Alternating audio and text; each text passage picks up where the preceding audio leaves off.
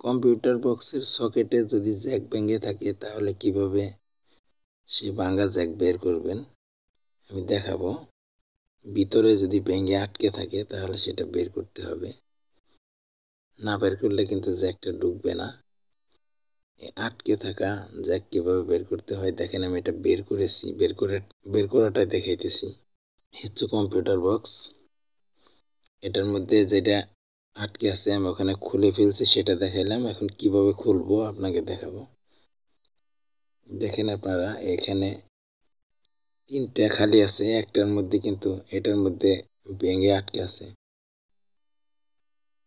এটা টেলিভিশনের AB socket বা যে কোনো এবি সকেটে যদি এরকম আটকে যায়, আমার এই কম্পিউটার বক্সে দেখেন আটকে আছে, এটা বের করতেছে। একটা রেকটিফায়ারের মাথা তাপ দিয়ে মাঝখান দিয়ে এভাবে ঢুকিয়ে দিবেন।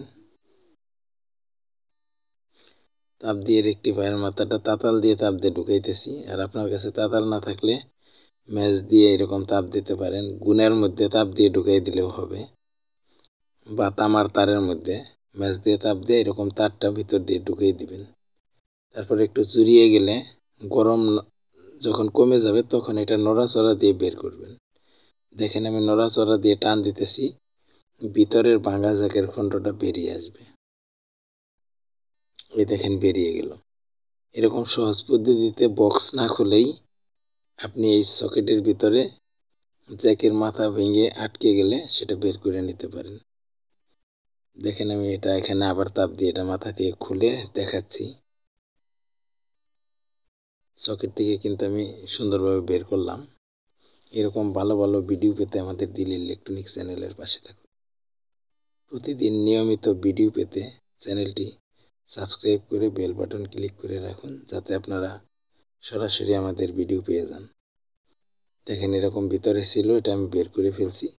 এখন এখানে যদি আমি জ্যাক লাগাই, জ্যাক কিন্তু লাগবে। এই দেখেন জ্যাকের মাথাটা ভেঙে যায় কোনোভাবে চাপ লাগলে। আমি এখন ভালো একটা জ্যাক লাগাইলাম, দেখেন এখন ঢুকছে। এখানে ভেঙে থাকলে কিন্তু জ্যাক ঢুকবে না, এরকম আটকে গেলে। এটা আমি যেটা বের করেছি সেটা দিয়ে দেখাচ্ছি।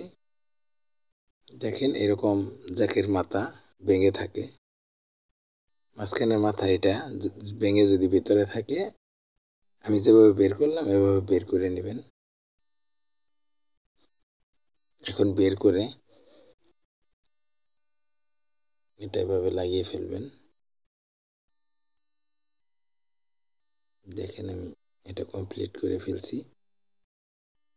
বক্সে দেখেন লাইন চলে আসছে, পিছন থেকে এখন জ্যাক ওখানে লাগানো যাইতেছে। দেখেন বক্স প্লে হয়ে গেছে। ভিডিওটি ভালো লাগলে চ্যানেল সাবস্ক্রাইব করে বেল বাটন ক্লিক করে রাখুন, শেয়ার করে দিল ইলেকট্রনিক্সের পাশে থাকুন। ধন্যবাদ।